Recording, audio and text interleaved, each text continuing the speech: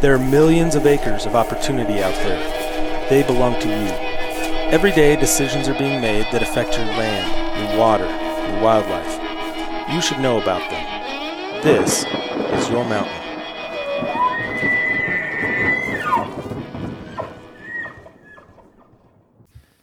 Hey everybody, welcome back for another episode of the Your Mountain podcast. So I'm your host, David Wilms, and I've got, let's just put it this way. We've got a full room tonight in Studio 1A in Mike's basement. Mike is here in his basement. That's right. Not always, but sometimes. No. Frequently, Nephi and I record down here without you, and we raid your refrigerator and do all sorts of things that you probably don't want to know about. That's a lie. We don't touch your fridge. No, we don't. Never have.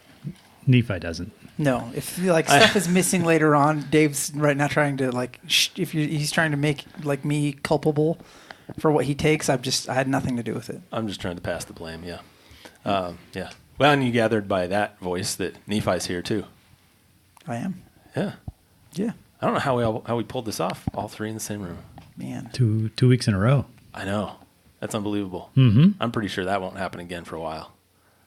Yeah. So let's just enjoy each other's company and the company of this fine young gentleman sitting across from me, our guest this evening, or this afternoon, or this morning, or whenever you're listening to this, because this happens in your time, not ours.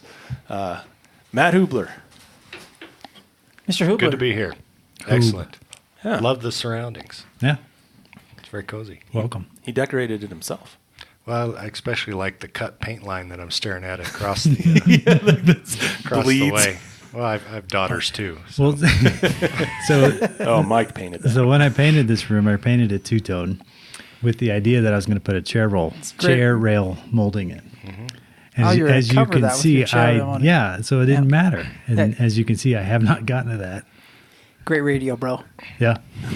Yeah, exactly. Yeah. Well, if I need to describe it, it's bad. Bad would be the word to describe it. It's a brush over. My back's been to it every single time. I've never actually noticed that. Mm-hmm. It does look like a 4-year-old work, like finger painting. Yeah. I snapped a chalk line. I went as much as I needed to, figuring I'd come back in later. I've got a saw. And I will Let's someday. It's the wood. I rail. have the saw. I just need to go buy the wood. That's all. Joke there, but I'm trying to refrain. Yeah. I'll be teeing them up all night. Well done. Yeah, we'll just let that one go. Sorry to bring that up, but huge No, distraction. That's fine. So next time you come over, I expect you to have a truckload of wood, chair rail molding. Used is okay, I hope. That's fine. Just pull the nails out. Okay. Man, you got to stop, Mike. This is gonna be a podcast not for kids. If you Hard to get through. if you keep teeing Hard, these hard up, for me. like It'd be hard for me to get through. Yeah. Okay. mercy, so many, like just softballs. Let them go. Oh man, we're ruining this, and we haven't even started. Okay. Keep going. All right. All right. Matt Hoobler, welcome. Thank you. All right, so just so everybody knows why you're here. So we're going to talk about a couple of things tonight. We'll talk about probably more than a couple of things tonight. But you're here really to talk about two major things. And that is what you do for a living. It's a pretty unique conservation-related business that you're involved in. Absolutely. And then we're going to talk about a pretty cool experience you and I shared on a moose hunt. Even better. And that's probably the best part. And you brought some treats, so Brought a little surprise. we'll get to that surprise here in just a little bit. Absolutely. Before we jump into that, I want to kick back to Mike, because I know we were accommodating your schedule a little bit to record tonight. What were you doing? Oh, that's right. We couldn't do it over lunch. Because you were... I had prearranged a lunch hour in which one of our listeners, we had an episode where we talked about how daughter had gotten the bow, and I had that traditional bow, and I wasn't really sure how to shoot it as compared to the compound bow. And one of our listeners reached out and said, "Hey, I can show you how to do that." And so when they were here in town for business, they met me at lunch, and we went through it. Now, I knew the guy ahead of time, so it wasn't any internet's talking. But he ran me through how to shoot a traditional bow. It is a very different sort of setup, and I probably would have struggled for a long time trying to figure it out. So, thanks, Joe. I really appreciate that. And it was worth it. Absolutely. So I know you have an antelope tag. That's right. That's not right. So you're still using your boomstick for that? Yes. Okay. Yeah. Just checking. I don't own a blind. I do. You can borrow it if you like. In a salt lick. At Pathfinder Ranches, we do it a little different. Yeah. Speaking of Pathfinder Ranches. Is that my cue? That was me doing a pivot, like a segue. Oh yeah. Into talking about one of the reasons why you're here. So I'll tee it up just really fast, and then you run with it. So you're here because you had nothing better to do, but all with your evening, but also because you work for a company called Pathfinder Ranches, which is based in Wyoming and is the first compensatory mitigation bank for sage grouse. Conservation bank, mitigation bank for sage grouse in the state of Wyoming. Yeah, anywhere, but in the state of Wyoming for sure. That's correct. And I know there's a lot more. We might play a little stump each other. I think I know a lot about your business. But we did a podcast, and I don't remember which episode it was, so listeners go back and find it. But we did an episode on compensatory mitigation and mitigation banking. And the history of it, how it started under the Clean Water Act and how it morphed into other species. And so if you want to know the big time details of how we got to where we can have a business like yours, go back and listen to that podcast. But do it after you've listened to this one, because this one's going to be fun. But that'll give you some context for what we're talking about here. So, Matt, tell us a little bit about Pathfinder Ranches and mitigation banking. Sure. Pathfinder Ranches, we effectively became a company in 2016. It was following a time when a group of investors held numerous properties in central Wyoming. The history is actually that the land was going to be part of this big wind energy boom. When you look at wind energy and the placement of wind farms around the state, the investors looked around, found wind, found open space, and said, we're going to do it here. Here being surrounding Pathfinder Reservoir. Pathfinder Reservoir's west of Casper, near the little town of Alcova, just above Alcova Reservoir, but downstream of Seminole Reservoir. If you aren't familiar with your Wyoming geography, the investors looked. They'd had some previous wind energy experience. At the same time, on a parallel track, then Governor Dave Friedenthal was putting together his core area strategy. And that's still in existence today. In fact, mention what that is. Talk a little bit about what the core area strategy is. It's identifying the areas, the terrestrial habitat areas, or the areas that grouse need to survive, and identifying them as what's called core habitat. The alternative is there's non-core habitat, and the idea being for Wyoming to maintain that balance between economic development and conservation.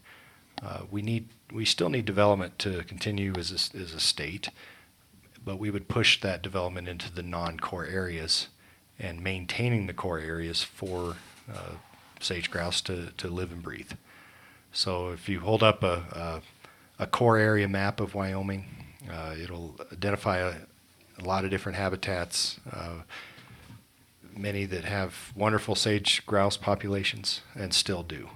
And so as we move ahead and continue with different forms of energy development or transmission lines or wind farms for that matter, you can still develop in core, but the impact is going to be greater.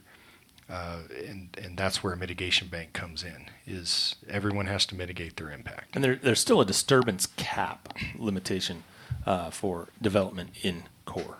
I believe so. In and out of core? Well, or just in core? No, in core. In core. So there's a 5% disturbance threshold right. within core, and there are procedures for being able to have more than 5% disturbance. But those exceptions are very rarely granted. So really you're looking at 5% cap. And in addition to, like you said, this compensatory mitigation, this offsite mitigation that has to occur.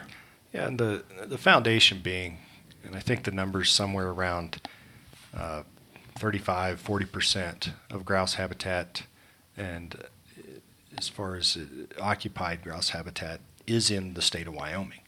So when they were staring down a listing, Wyoming had the most to lose should a listing occur. And back to this parallel slide, I mentioned, Governor Dave Friedenthal was looking at and developing a core area strategy. His deputy chief of staff at the time was a man named Ryan Lance. Then these two forces met, developers of what was Pathfinder Ranch and the governor's office. And wind plans were laid out, and core area strategy was laid out, and they were not complementary to one another. Yep. At the same time, the wind plan had the developers had planned to mitigate their own disturbances on site through a mitigation bank for grouse. As the idea grew and continued to develop, the mitigation bank for grouse went through the permitting. That led us to one investor eventually bought everyone out. That occurred in the 2016 timeframe. We established Pathfinder Ranches under a sole ownership. We are held by Salmons Enterprises. It's out of their holding company out of Dallas, Texas. Wonderful company to work for. But as Pathfinder Ranches, we are headquartered in Cheyenne with our main land base surrounding Pathfinder Reservoir. So you mentioned Pathfinder Ranches, making it plural. Mm-hmm. Go into a little bit about what's all involved. Can I in that. back it up? Sure. Oh, sure. From that a little bit. I've got one question too on the backup. Okay, so I'm going to back up each question. So basically what we're saying is like we have a potentially threatened or endangered species in the sage grouse. And so Governor Friedenthal came in and a lot of people credit Governor Meade with all the sage grouse work, but really Friedenthal kind of put established the foundation of that effort by backing up and saying, okay, let's look at the state and let's look at realizing that, how much habitat, how much the state means to sage grouse. Let's look at which areas really mean the most, and then which areas don't. And so he recognizing that you have to have on these multiple use landscapes, you have to have room for, you have to try and coexist. Puts together a plan that says, okay, this piece on the map is purple, and this piece of the map is clear. This purple stuff, this is our sage grouse core habitat. It's critical area. It's the places where we have to have the most stipulations. We have to really watch things. We have to mind our P's and Q's.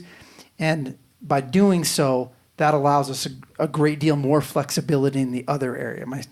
Am I saying that corrtly? Yep, couldn't have said it better. Yeah. In fact, that's exactly how you said it. I think so. Yep. Yeah. I'm just trying to wrap it, in a nutshell. Yeah.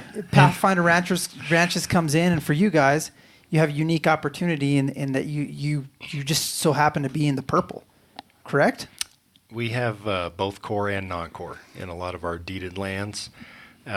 Effectively, we can only earn a credit on a deeded land. We do lease the state lands, and every credit sale, we return 6.5% of all revenue back to the state of Wyoming. So what does that mean, a credit sale? Tell people what you're selling. Hang on really quick. I had one thing before we dive into the real details of the business. Yeah. Okay.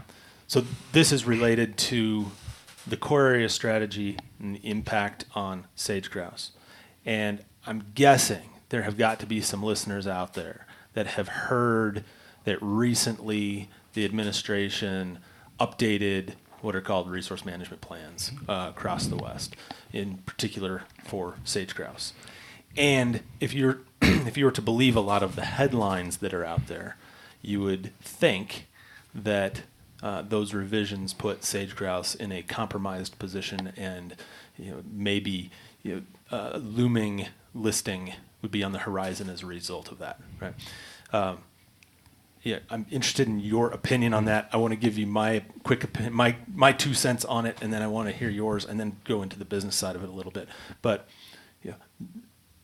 what the federal government did was really defer to the state plans, incorporate the state plans into their management plans effectively, deferring to what the state of Wyoming had done through its core area strategy, which the Fish and Wildlife Service had already deemed, if this was implemented, is sufficient.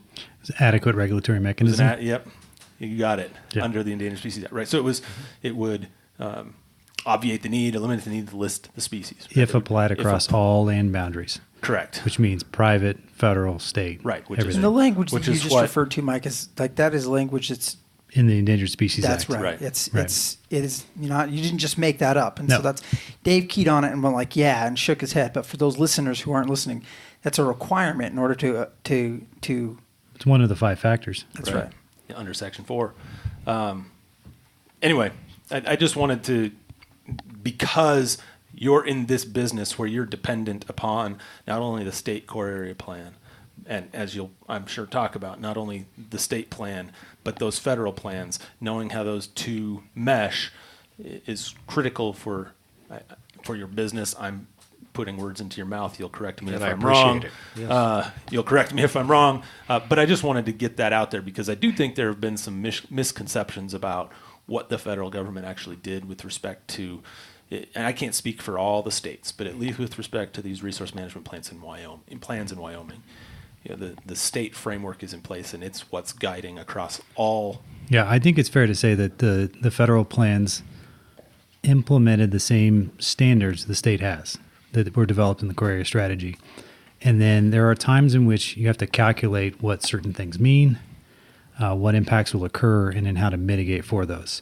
And because the state is the wildlife regulatory agency, it's not a federal species. They have their expertise, they have the knowledge, they have the database and everything that goes along with it.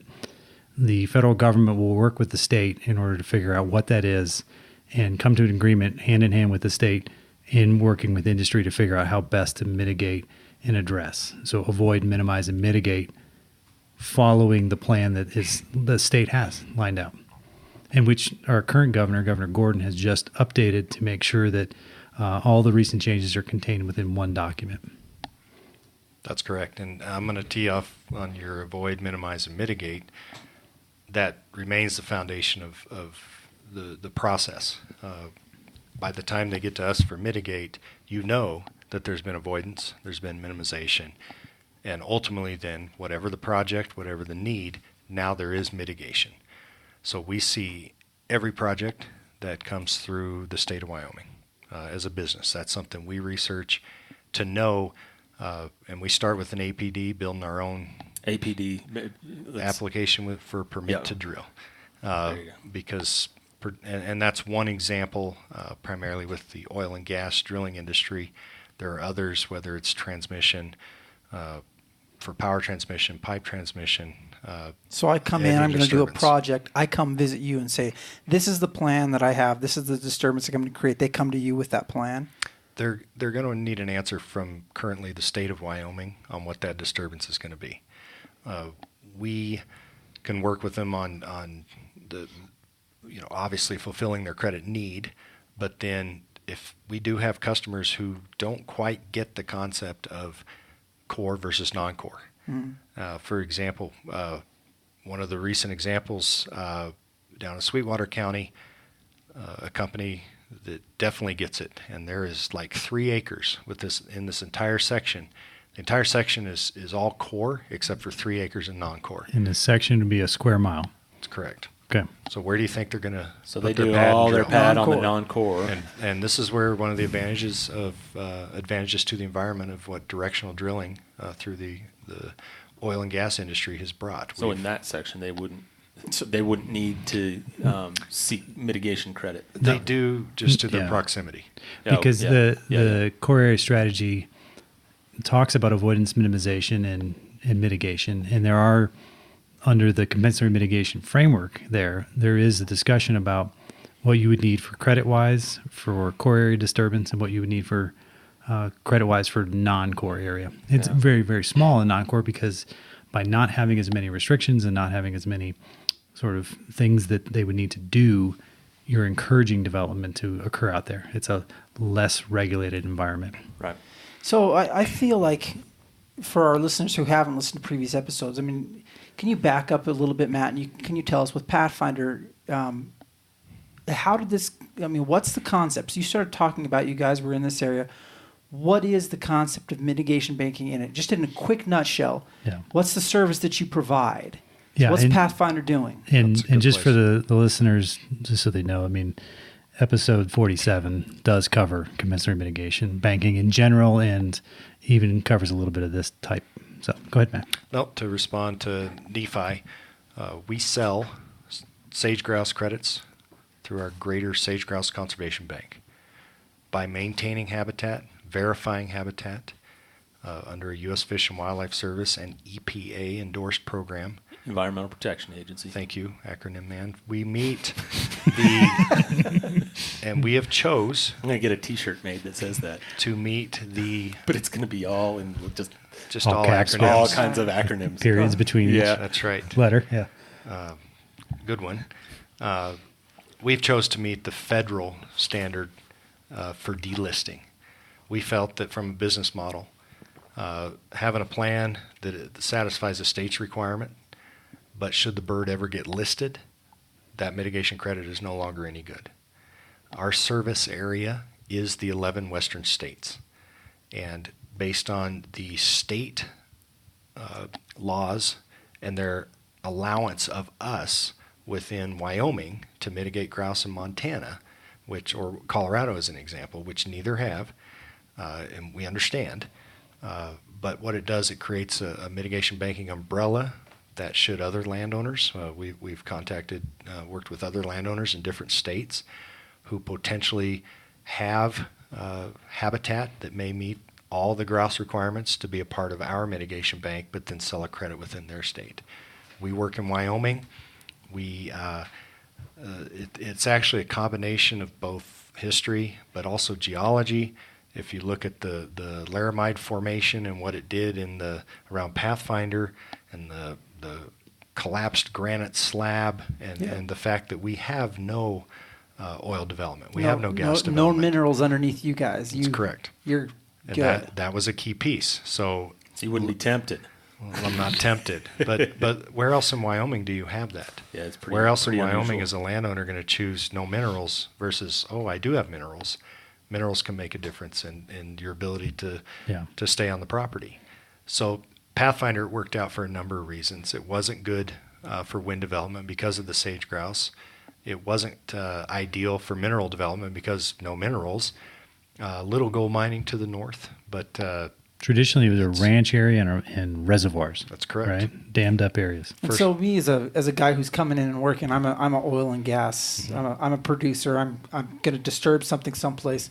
What are you able to offer them? What are you selling me? We sell the ability to write a check and walk away.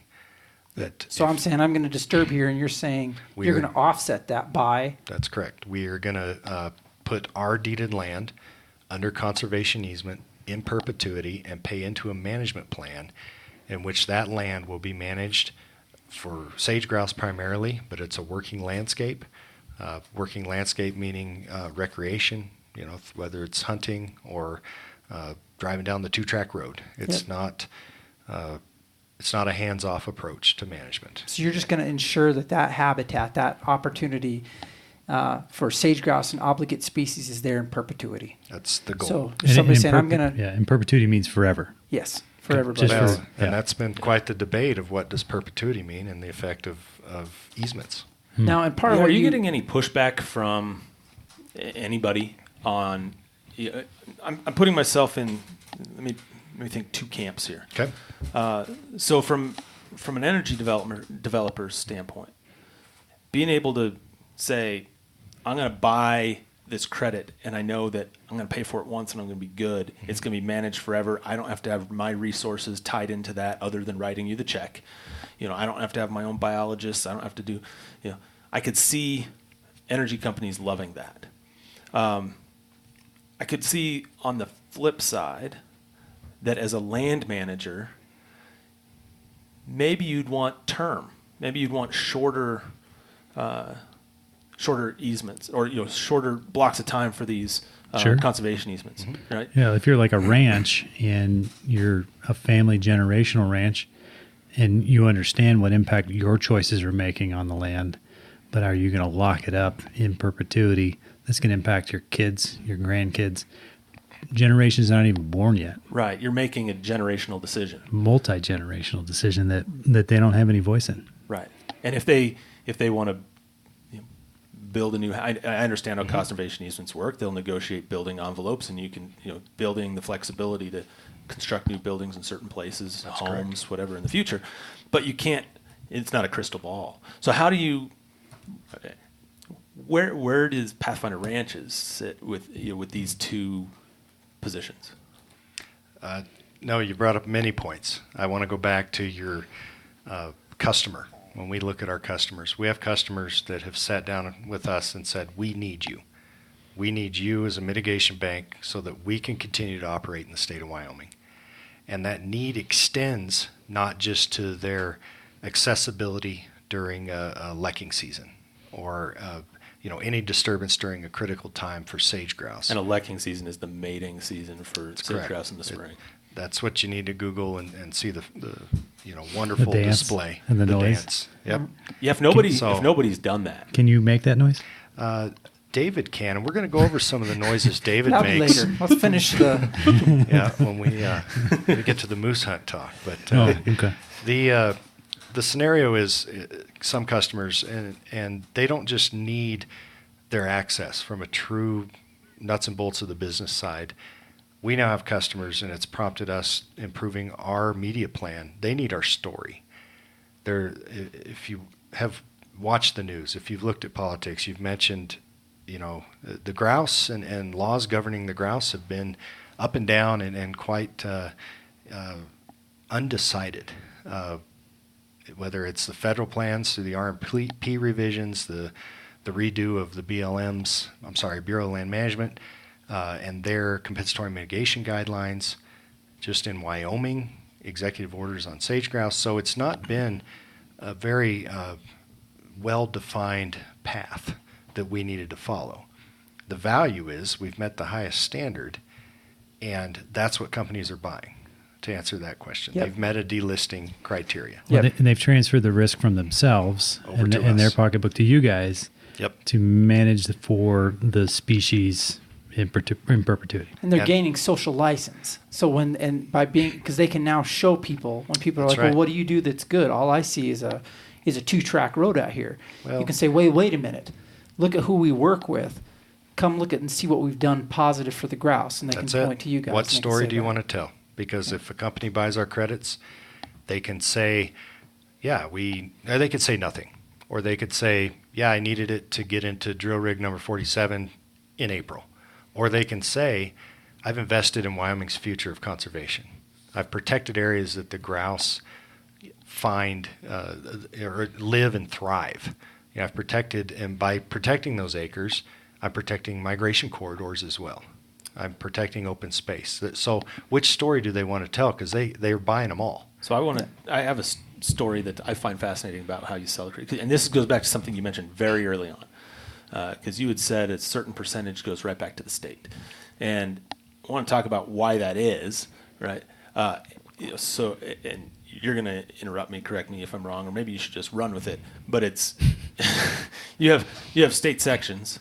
Correct. State school sections, right? So, And your listeners know what that means for the state and of so I was Wyoming. about Well, to. yeah. I was Okay. about to say most states have these school trust sections that were given to them through At statehood, through active mission. yeah, and they were every 16th and 36th section. With and, the designated purpose, generally with the designated purpose that any revenues generated off of those lands would then go to fund the public schools. right, and many universities. and many states have that in their constitution that you have to manage those lands to the most economically significant use. I mean, it has to whatever generates the most revenue That's how you're supposed to manage those lands to get money back into the public school system. And so you have these, and as somebody that's conservation minded, and doesn't like to see the highest use necessarily be an oil well, right? The beauty of yours is the highest use is conservation. That's correct. Yeah, and if you think of the footprint or what the land portfolio of Pathfinder Ranches entails, we are 638,000 acres. The majority of that is federal land, accessible federal land. We have 4 wilderness study areas throughout us. We have, and not just federal land being Bureau of Land Management, we are the number 1 neighbor of Pathfinder Wildlife Refuge. Those lands are actually owned by the Bureau of Reclamation. So we have numerous federal partners we work with. I didn't know that. They're owned by the Bureau of Reclamation, not the U.S. Fish and Wildlife Service. That's correct. I learned something. Well, and I just learned that 2 months ago. So we have a wildlife refuge in the wildlife refuge system that's owned by the Bureau of Reclamation? Or is it managed or owned by? So, not to take the side street here. No, but, it needs to be taken. We're on it. It is It's too late. Dave's driving. Pathfinder Drop Wildlife the hammer. National Wildlife Refuge. It is managed as the refuge side by U.S. Fish and Wildlife Service. The land is owned by the Bureau of Reclamation. Okay. We do maintain a grazing lease on that for livestock grazing at certain times. We never use it during the growing season. And that is administered through the BLM. So I effectively have one of our 29 federal BLM grazing permits is through the BLM under management of the Fish and Wildlife Service on lands owned by the Bureau of Reclamation. And I ask It's got you, to be pretty easy to work through. which standard and guidelines do I follow? Which Yeah. monitoring protocol do I follow? So it's You'd have to be a policy wonk to understand that question and what you mean by that. And it's It's a challenge. triply It's challenging. well, it's like going to get your mail a letter at the IRS using a stamp from Housing and Urban Development. Would be the way Yeah, to say that it. makes sense.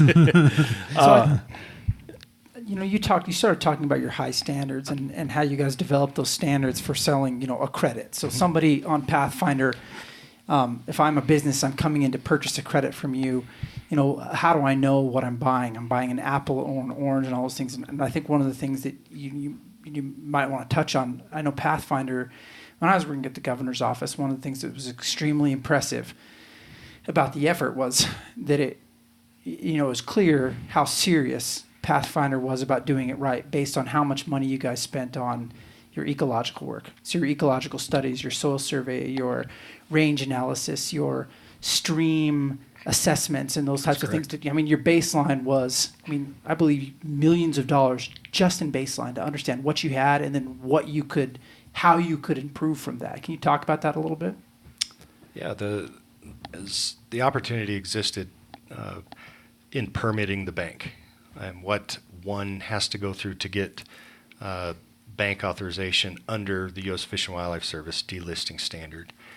And it allowed us to get creative. And creative is based on the need to spend less, because if you think of, how many dollars per acre are you going to spend, and then you look at what 638,000 acres is the multiplier becomes, we've got to pluck different types of monitoring and different types of data collection from different published journals, different techniques, and make assessments that are valid, but be efficient about it.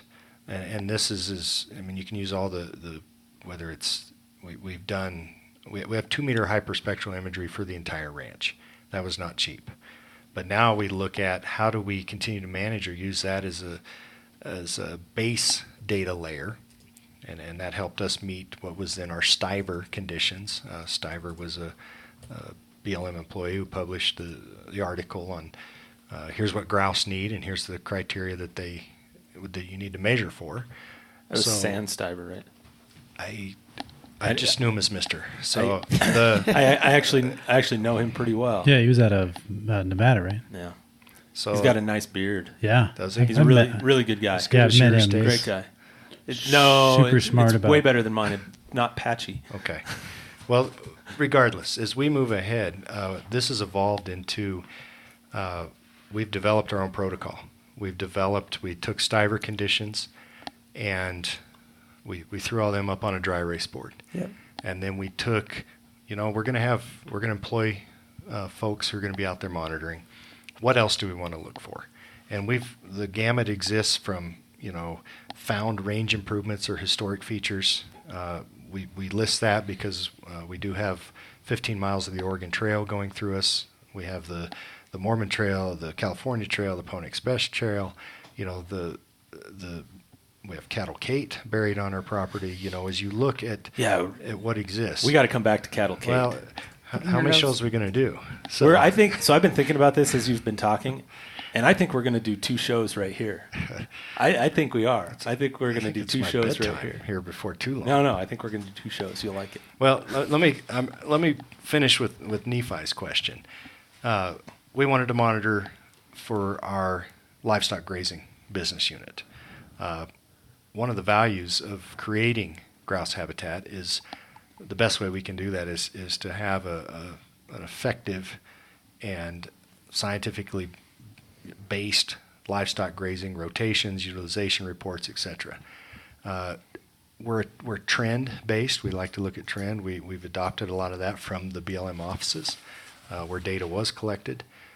But so we put all those factors up because my history at the Wyoming Department of Agriculture, if I went out to do range monitoring with a livestock producer, whether you do 100-meter transect work, covered by life form, I could get 2 or 3 of those done in different parts of the allotment, and then I'd be done and have 300 data points.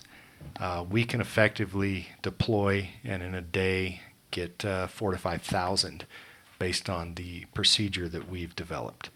We've basically combined habitat assessment framework monitoring under Fish and Wildlife Service with AIM monitoring under BLM, and we've added a few more variables to try and understand our carbon footprint. Do you know AIM's an acronym, but we don't need to go there. So just for the listener's sake, you mentioned that you were 630,000 square acres. 638,000 acres. 638,000 acres. Just under 1,000 square miles. In Rhode Island is 1,034 square miles. Yeah, I actually don't include some of the other larger allotments. We're in one other larger allotment, but we only run 105 head in there. Just Rhode Island. So you have to monitor all the information and figure out what's going on in an area the size of Rhode Island. That's correct. Okay. Here's the exciting part about what you're doing, though, and I think that this is for people I think this is where people need to really strap their heads into this idea. So not only are you improving habitat on 638,000 acres that you guys own, but you started talking about this umbrella. So now that you guys have developed these methods and you've developed a way to quantify and to monetize these habitat improvements, now you've opened a door where other landowners in this similar area who have similar geology, they can come in and work underneath your umbrella, correct? That's correct. So you can now dramatically expand and provide opportunity for them to monetize conservation on their land too in the same way. Yeah, we've looked at that. Trust me, Ryan and I in the office, we're not looking for more things to do. The Grouse is going to get another look at it in 2020 for its 5-year review. We know what we feel we provide to the state of Wyoming as a resource. You're right, that can be extended. Am I going to go buy big ranches in Idaho? Trust me, I'd love to. Probably not in our best interest in investment of our dollars right now. We feel we have some other investments we can make in Wyoming. But should I have a listener in Idaho who owns 638,000 acres, I'd love to hear from you. Well, the exciting part is that you guys have done the legwork, and I remember talking to Governor Friedenthal when I worked for Governor Meats. It was after he wasn't governor anymore, and he came and there was a great deal of concern about kind of the quality of mitigation banking and making sure that everybody was held to the same level. And I think what you guys really did was, legitimized it. Said like, Well, look, this is the right way to do it. This is how you do it. And now, if everybody wants to play, here's where you need to be at. I think it's exciting. We look at the 20 customers that we've sold to in the last 2 years, and we're doing our research too, because you've mentioned term credits. We can enter the term credit market as well, or we can stay in the perpetuity marketplace and meet a federal standard. And we've asked them, play this out for us, because if we need to be going a different direction, we need to know that. We know where our customers are, which is we're down to just a few in this state who've done very, very well at the avoid, minimize, and haven't got to the mitigation stage. So we agreed the standards we set, the bar we've set.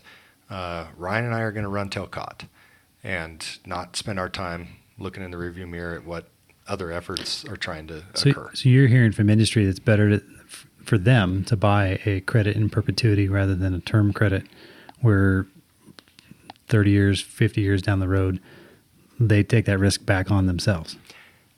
What we've heard, write a check, walk away. Okay. Yeah, I mean, ultimately what industry's looking for is certainty. Ultimately, if you're doing business, like you want to know the rules of the game, you want to play by the rules of the game and know that you have covered your bases. And so that's what you guys provide at the highest level is conservation of certainty at the highest level. And I think it's certainty and risk. If you maintain that risk for 30 or 50 years, do you want that on your books as a company? Do you want that when a pending sale is going to occur? If you bundle here or unbundle here. So you've unlocked the key to monetizing conservation.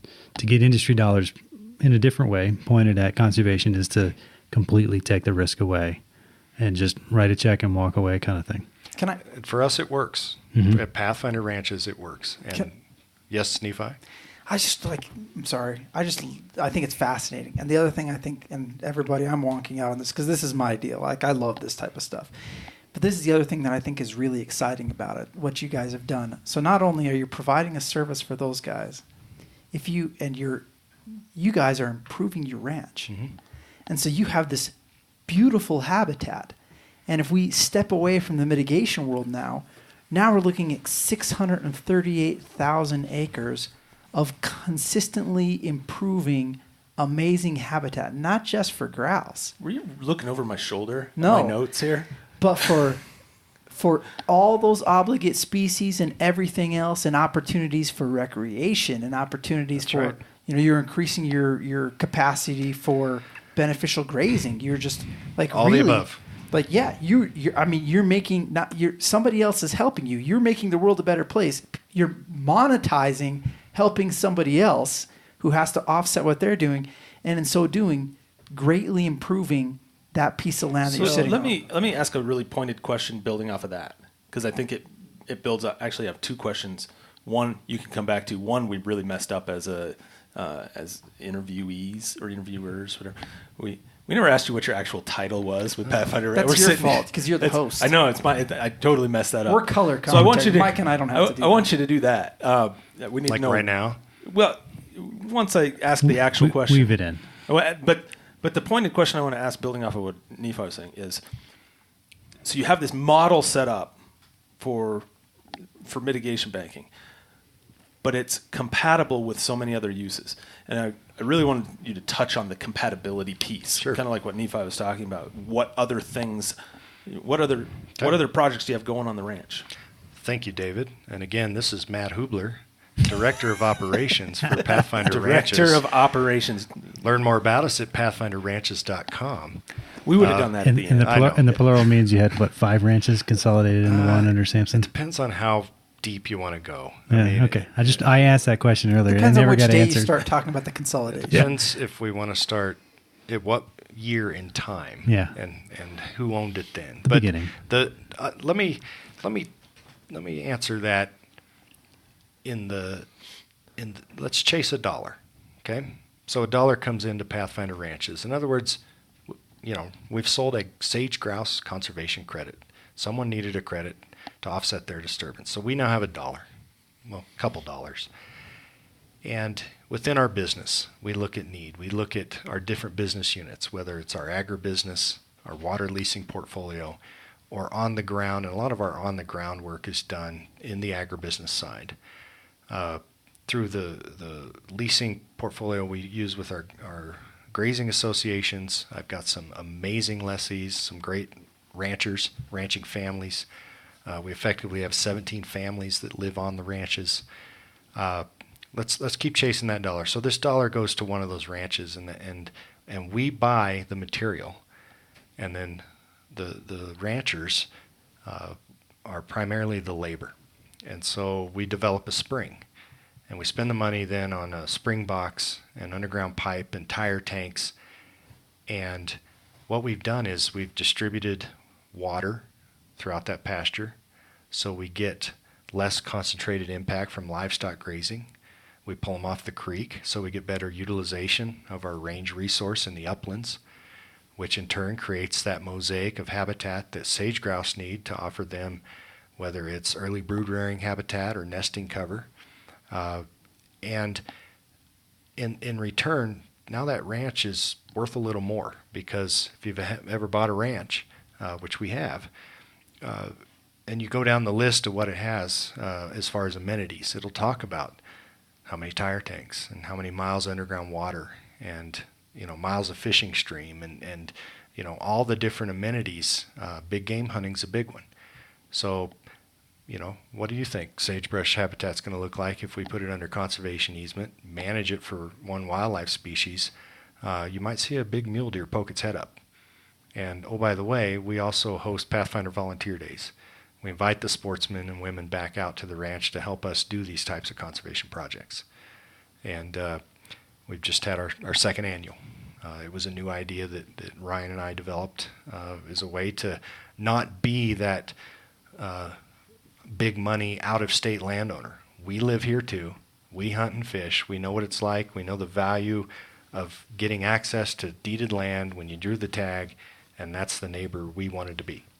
And thankfully, like you've said, Nephi, it's just going to get better and better the more dollars that we bring into Pathfinder Ranches. So you've taken 17 ranching families and given them the opportunity, the ability to stay on out ranching, enjoying that lifestyle, improving their lifestyle, improving the ranch, and out there on the ground, and improving habitat, improving opportunities.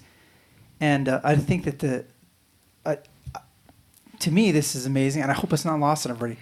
This is capitalism at work too. So for people who are wondering how this is done, this wasn't done by somebody coming in and writing a check from somebody's tax dollars. You guys are doing this. This is market driven. That's correct. This is market driven conservation, and I mean, it's really neat. $0 of we don't get any farm bill dollars. We don't seek them. We've looked at other opportunities, mainly through universities. I'm a big fan of the University of Wyoming. I vowed the only students I'd hire this year for range management would be from the University of Wyoming College of Ag and Natural Resources. And that's what I did. And I'm going to do it next year. So we need help. We need help in understanding some science. We need help in telling our story. But from your capitalism concept, we are a business. We are not a not-for-profit, but we are incentivizing conservation back into Wyoming and starting with it on Pathfinder Ranches. Now, to be clear, though, it's not pure capitalism, right? There aren't federal tax dollars directly coming to Pathfinder Ranches, but the concept of a mitigation bank required a regulatory framework, including the Endangered Species Act and other regulatory pieces. Yeah, and the state's sort of reaction to that Endangered Species Act and requiring compensatory mitigation. Right. But for the state core area strategy, there would not be the program set up for conservation easement or mitigation banking in this format. So it's not the purest form of capitalism. Yeah, but it's a capitalist response. It's a capitalist response. That's right, for sure, to a pressure. So it's an innovative way to respond to a concern that you had before. And I think typically it's a good way to incentivize conservation. You're making a lot of sense, Dave. Is it because you just turned 40? Well, that was It was kind of harsh. Yeah, right. I'm just saying. It is the release date of Like, this is your birthday. You've gotten, I mean, it just seems like you're much more on point than usual. And I just wonder if it's the wisdom. I am. I'm 40. No, as we're recording this, I'm 39 for another couple of hours. But as the release of this, yes, I am. But I will point out that makes me younger than all three of you still. Yes, but we're wise. Yeah. Did you notice that when I said that, all three guys over here just nodded their heads in unison that our level of wisdom is greater? What are the chances tonight that there are going to be? What are the chances tonight that there are going to be 3 old toilets on your front lawn? I can virtually guarantee there will be 2. We have this running tradition here. I think it actually started with you, Mike. That's right. Where, and I was not involved with this in any way, shape, or form. I haven't seen photos to that. Yeah. I wasn't involved, but we put it starts with a big plywood sign with a fluorescent orange 40 on it. Yeah. Whitewashed with fluorescent orange 40. Like blaze orange 40. And then, Mike paint it? I'm sorry to have brought this up, Dave. No. Like, you think of 40th birthdays and people do black balloons and nice streamers and they make this kind of a fancy party. No, with this group of friends, it is whitewashed plywood with fluorescent orange paint or tape or something. You're sweating on right it. now. Why are you sweating? And then It's weird. it's flanked on either side. Are you nervous by about this? No, I'm not. I know it's probably happening right now as that we're why you're recording. But it's flanked on either side by old toilets. And True. because it's the 40th, everybody usually chips in and buys a 40 ounce of malt 40 liquor. ounce of malt liquor and puts them in the toilet or hides them in various places around the yard. I just want you to know. As each person turns 40. You thought Mike was your friend. Yeah. He called you here to do a podcast. I know. I didn't know anything about this. So this is going to look like my I yard's think going to Mike look. knew everything about My this. yard's going to look like a redneck yard sale in the morning because there'll be an old beat up grill. Yep, which was mine. There'll be some Because kind every birthday you add a little. Everyone gets a little bit more. Yeah. And so I think there's also a priceless work of art. I'm air quoting that. Yeah. That's made it to the mix, and then we'll just see what I get. Yeah. Oh yeah. As the new edition. It'll be interesting. Sorry to derail your discussion somehow about that's mitigation fine. banking. Mike knows what I'm getting. I know he knows. I don't know the full panoply of objects. However, It's a cornucopia. it is a cornucopia. Veritable cornucopia. Sounds Veritable more like cornu- a porcelain menagerie. Yes. All I know is it started with me, and then once someone else in my house got theirs, it was game on to add as much as we wanted, right? So the toilet thing actually started years and years ago before 40th birthdays. Yeah. And I can remember 2 incidences. One, we hauled a toilet up onto the roof of somebody's house. Yes. And anchored it to the I chimney. wasn't there for that, Anchored but- it to the chimney. And another time we actually set one in concrete in the backyard. And So- I believe somebody might have done what is called an upper decker in that one. Yeah.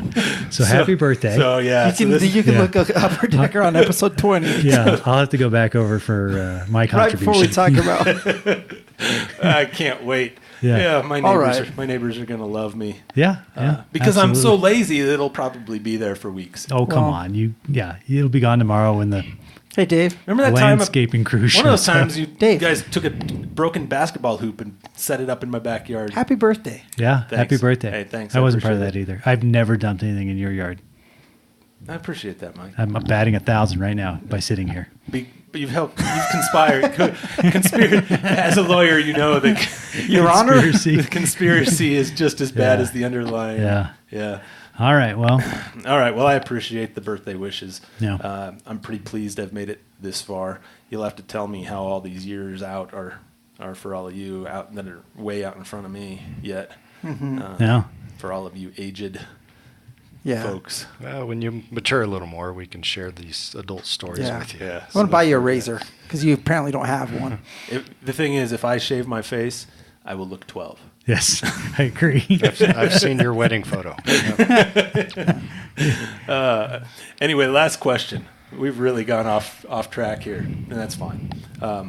Last question. I was going to ask you about grazing on the ranch, but I think you kind of covered it. That grazing, for those that wonder, livestock grazing and sage grouse are compatible. And the old Absolutely. saying, and the saying that's as old as time, is what's good for the bird is good for the herd. So I'm not going to go into that too much. No. But the question I have for you, because we talk about hunting sometime on this, Sometimes. there's got to be some pretty amazing hunting opportunities. And maybe some new rules that are in place on the ranch due to people that have hunted out there in the past. That's correct. Is Who it, shot stuff they weren't supposed to, maybe?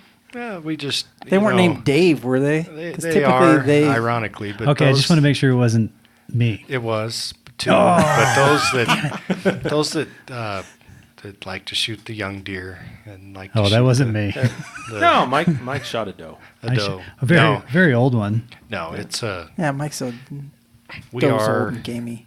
we are open for hunting. We have an application process. We have 2 large hunter management areas, but and we do have our own youth hunting photojournalism program called the Next Generation of Pathfinders that we work with wonderful sponsors. Work collectively with the Muley Fanatic Foundation, primarily the Southeast Wyoming chapter, as well as Sportsman's Warehouse here in town, and our latest sponsor is Vortex Optics. I love those guys. So those who believe in the same thing we do, between Ryan Lance and I, youth hunting's very near and dear to our heart.